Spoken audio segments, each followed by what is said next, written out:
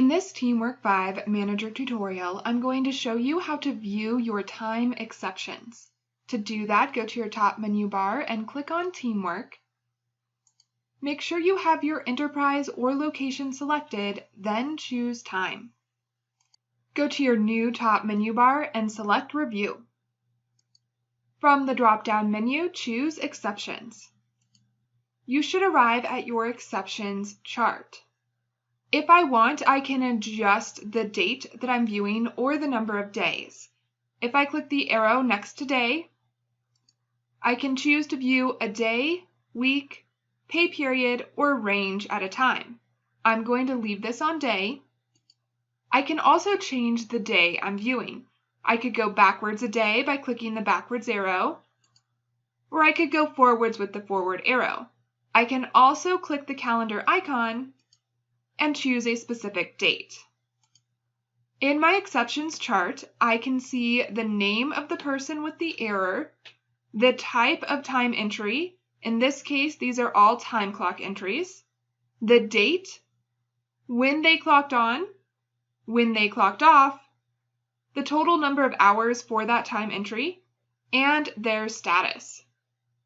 Notice under off, the first two entries have when they clocked off, and the second two entries have a green not off.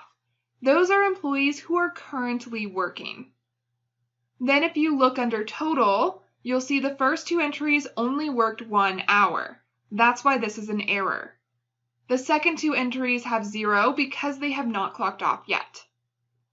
Under status, the first two entries have the red symbol next to them, letting you know this is in fact an error.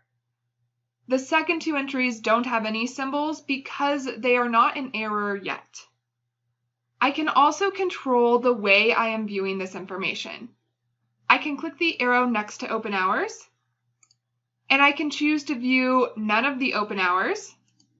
That will only show me the errors because these are not people who are currently clocked on. If I click that arrow again, I can also choose all. This will show me all of the current exceptions. Next to threshold hours, there's only one option. If I click that arrow, I can choose none. Finally, there is the error section. If I click the arrow next to errors, I can choose between all, unresolved, resolved, valid, and none. If I choose resolved, I will only see the exceptions that are resolved. In this case, these are employees who are currently working. They should not have clocked off yet, so this is not an error. It's a resolved time entry.